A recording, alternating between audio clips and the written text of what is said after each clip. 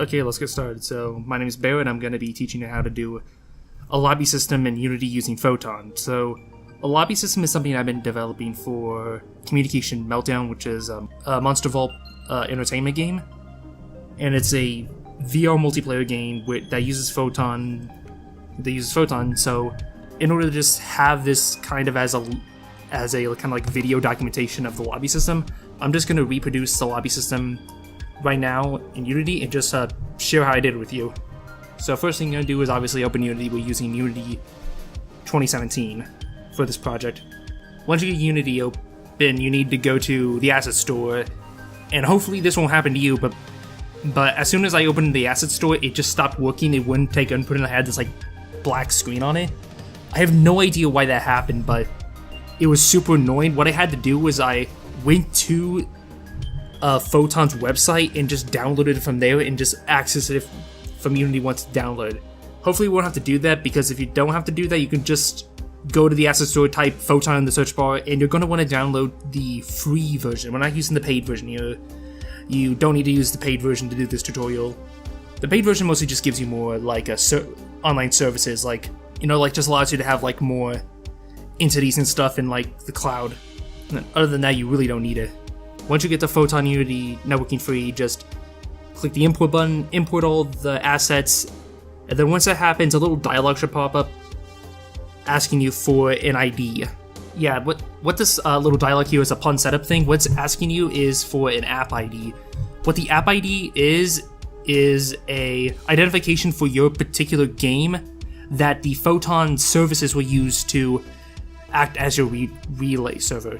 If you don't know what a relay server is, it's basically the way all the players connect to each other. In order for the players to connect each other, they all have to go to a similar place so they can be registered in the system.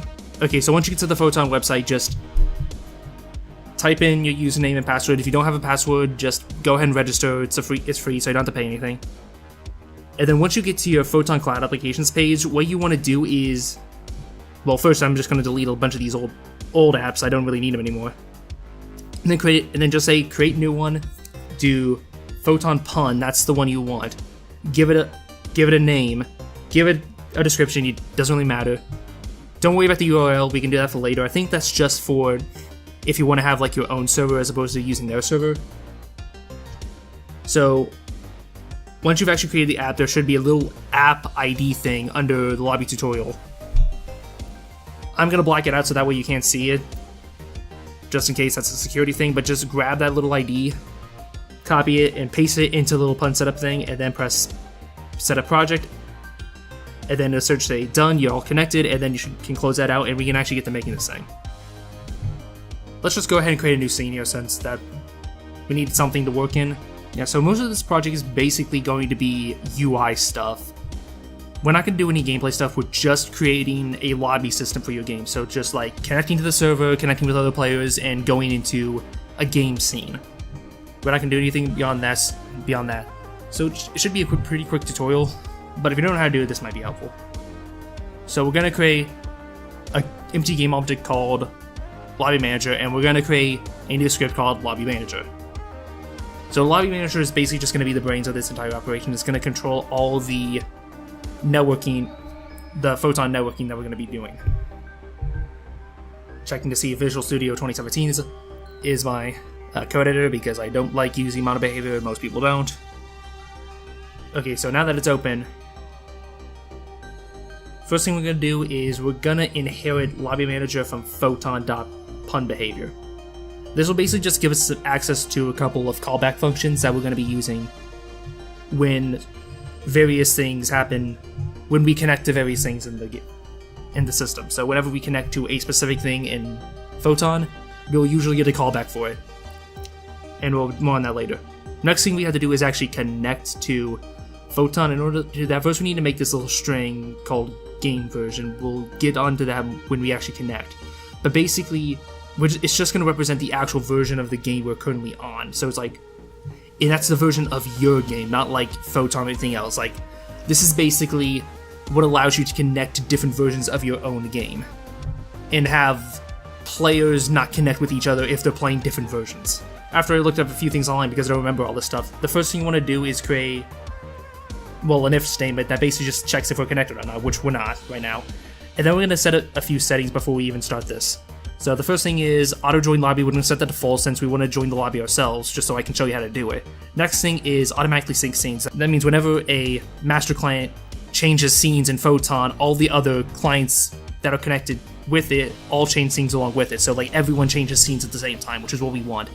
And then the thing we're going to call to actually connect is photon.connect using settings, and we're going to give it that string we made earlier. And that's what makes it so that way users only connect to each other if they're using the same version.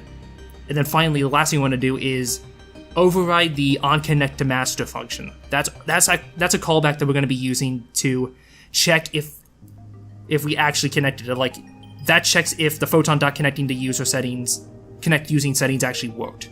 And we're just going to print out if it did work. Since we're already here, we're just going to go ahead and call the join lobby thing. The join lobby function, I mean.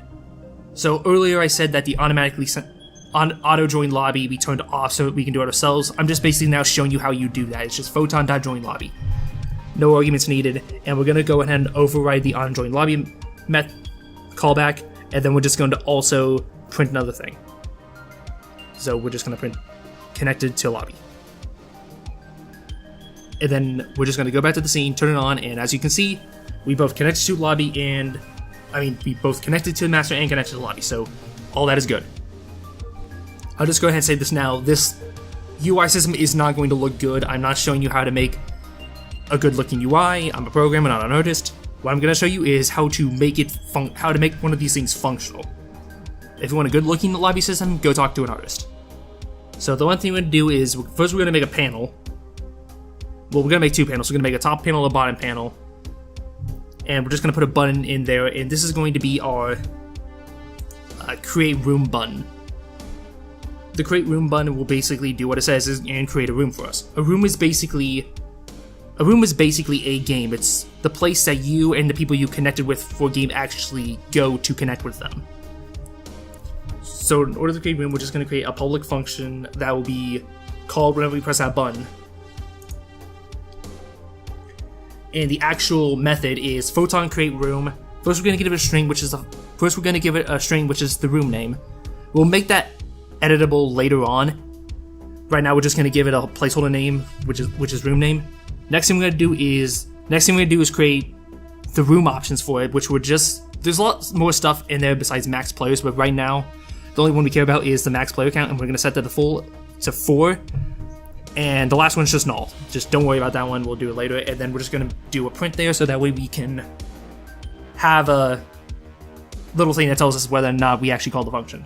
And like other things, we're going to override another callback, the onJoinRoom one, onJoinedRoom. And that'll just tell us whether or not we actually succeeded to join the room. And you might be asking, wait, shouldn't it be onCreateRoom? Well, yes and no. I think there is a callback for onCreateRoom, but the thing about the create room function is that not only will it create a room, but you will also automatically join it. So if you create a room, you will automatically join the one you create. There might be a way to get around that, but we're not going to cover that here. So as you can see, that worked. And as you can see, even though we did join a room, nothing really happened because we didn't actually tell our game to actually do anything once we join a room. We're just in a room. We'll make it do something later, but right now we're gonna actually create another button, which is the get room list. So obviously, if you're in a multiplayer game, not only do you need a way to create a room, but you also need a way to actually look at the rooms that already exist. Because if everyone's just in their own room, that's not really much of a game. You need actually more than one person in a room. So first, we're gonna make a public variable which will be called when the button is pressed, and that is the get room list. Get room list will get us a room info array. So it's just an array of room info classes. Room infos are basically just classes that contain information about the room, and the information in those is basically all you need to be able to join a room. So first we're going to do an if statement just to check if it's not empty, make sure always to validate your data. Now the first thing we're going to do once we actually get the room list information is that we're just going to display which rooms we have. So we're just going to create some basic game objects that will allow us to do that. What we're going to actually be using here is button objects.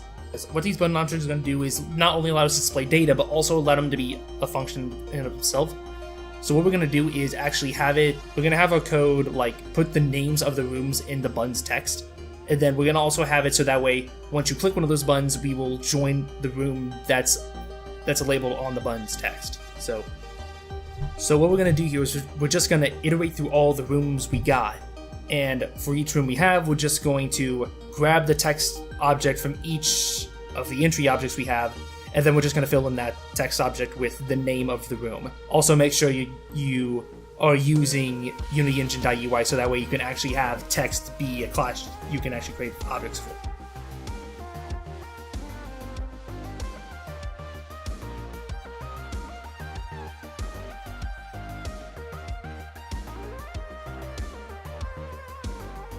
So that's working, but we actually don't have a give room list button yet, so we're actually going to create that. Well, we'll be doing that after we get rid of all these test scenes that Photon will automatically put on our build settings even though we don't want it to. Actually, I lied again. I completely forgot to put in the give rooms button. That's embarrassing. Yeah, so let's just close that down and let's actually make that room list button. So we're just going to go to that second panel we got, UI button. Okay, so now that we actually have a button, we can actually test this. By the way, in order to test online things, you actually need two versions of the game running at the same time. So what we're going to do is build the game, and then we're going to have one version of the game run in the build and one in the editor, and then we can have them connect to each other, which you can do. So, as you can see, we created a room in the built version, and we got a room in the one in the editor, and we saw that we saw the name show up, so we connected to it. So now we can actually connect to it. In order to do that, we actually need to create a public function that will actually take that room name, and then once we actually have the room name, we can just use a basic Photon function to join the room. So the function you need to call is actually just Photon network join room, and the only thing it really takes is a text object. I mean a string. The string in particular is just the name of the room you want to join. So now we're going to go to our entry buttons, and we're just going to have them all call that function, and make sure to import the text object into that onClick method, so that way it actually sends the text object. Okay, so there's one other function that we're going to override, and that's the onPhotonPlayerConnected function. Now, this is a very specific one, since this is a callback that will only be called when another player enters our room. So it won't be called on the player that enters the room, it'll be called on everyone else who's already there. So, as you can see, we get a Photon player, new player argument passed into us. And that'll be the information for that new player. So we're just going to have it print the nickname. We're also going to do another thing here, which is that we're actually going to have this callback actually determine whether or not we actually switch scenes. So this is where we're going to actually switch from our lobby scene into our actual game scene so the players can play. And to do that, we're going to check two things. First, we're going to check the Photon.isMasterClient. This is kind of important. So whenever you're using Photon, it works on like a host client system. So the host is one of the players, and the game is effectively running on his computer. So he's basically running the entire game, and the clients are connecting to him. So this function basically checks if this function is being called on the master client. And then the other one we're checking is the Photon Rooms player count. And basically we're checking if it's 2. Now the reason we're setting it to 2 is because otherwise it's just basically for convenience sake. So when we're debugging this, we're doing 2 since we're only going to have 2 instances of the game running at the same time. And then to actually change rooms, it's Photon Network load level, and then we're just going to set it to a different level. And since we set automatically sync scene at the beginning of this project, when we actually can connect the Photon master, we'll actually, because we selected automatically sync scenes when we connected the Photon, we only need to call that function once in order to connect all the players to the same room. And this is the thing you have to remember, is that if you actually want to connect to a different scene, you actually need a different scene to connect to. So, and you also need to add it to the build settings. And then build it again.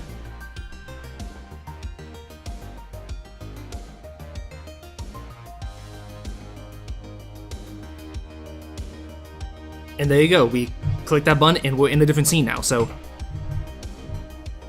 there's a couple things we still need to do before we're actually done here. The first thing we need to do is actually allow you to change the player's name. In order to do that, we're going to create a public function that's called setPlayerName. It takes a string, and it will assign that string to Photon.playerName, so that will just set the player name. The next thing we're going to do is access a static class called playerperfs. And basically what this is basically a collection of hash tables and functions that will allow you to set values into a hash table that can be accessed over multiple playthroughs. So once you turn the game off and back on, these values will still exist, and you'll be able to access them later. Basically what we want the game to do is actually save the player's name so they don't have to keep re-entering it. Later on in our own project, we'll probably since we're probably going to be releasing our game on Steam, we're probably going to be accessing the player's Steam name and assign that to player name. But until then, we're just going to have the player assign it themselves. So if you saw the hash function itself, basically what we're going to do is we're going to give it a string that will allow which will give us the index for the hash function, and we're just going to give it a value to store in that index. So basically for that, we're just creating a static string variable called playerName perf entry and just setting it to player name. And that's basically it. And in the start function, this is where we're going to actually assign the player's name ahead of time if there's actually one in the perf the perf info thing. So in order to do that, we're just going to set a default name to nothing, so that way we'll input that if there is none. Then we're going to get the actual input field where the player will input their name, and as long as we actually do get one back, we're going to see if we can get that string. We're going to actually see if they have a name stored and try to get that name. So that's like playerperfs dot has key, and we're just going to give it the key. And if it actually returns true, that means there is something stored there. And then we're going to get the string using that same key we said earlier. And we're going to assign that to default name. And if we do get something back, we're going to actually put that in the text field already, so that way they know we have the name for them. And that's all we actually need. But as you can clearly see, we don't actually have an entry field yet, so we're just going to create one really quickly. So input field, put up there. Go ahead and put some placeholder text in there if you want to. It doesn't matter. And the thing you want this thing to call is, first of all, it's on value changed. And go up to the dynamic string area and do set player name. So basically the on value change thing it will call every time you enter a letter into the input field. And we're just going to see if it works. And it clearly doesn't work, which leaves us massively confused. And then finally we'll realize that we actually need to set the player name after we get it, but that actually isn't the source of the bug. The actual source of the bug is way dumber. And we finally figured it out. We actually need to assign the player input field variable in the lobby manager.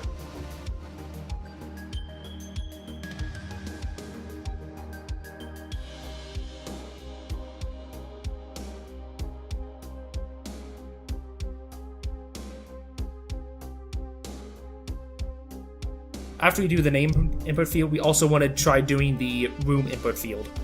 So now you can actually give the lobby system a name to actually call your room instead of just doing the placeholder name. It's actually going to be a less complicated version of the last thing we did. This time we just literally set a string to the value that we get, and we're just going to use that value when we do on room create.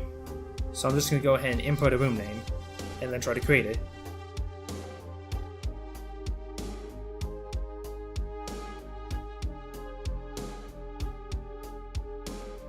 Again, the UI actual details don't matter, but as you can see, it worked. We can enter a room. And we can actually name the room what we want to name it. One last thing we're going to do is that once you actually get in the game room, you need a way to leave the game room if you want to, so we're just going to create a leave game button, and we're going to show you how to leave the room. Because we're brewing with originality, we're just going to call it the leave manager.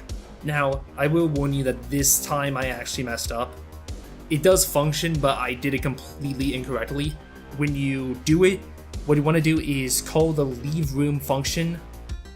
Just no arguments, just leave room. And then you want to use the callback on leave room and then that will send, and then once that gets called back, in that callback you call the function load level. So this is actually part of the tutorial where I messed up, so I'll just probably display something right here that'll show you how to actually do it. But once you do that, you basically are able to leave the room at any time you feel like. And after that, this is basically all I'm going to show you for this tutorial. Obviously, this is not everything you might want to have in your lobby system, but this would probably be a good place to start if you're just trying to figure it out. Hopefully at this point you'll be able to explore this system to the fullest on your own. And with that said, I think we're done here, so see you again next time.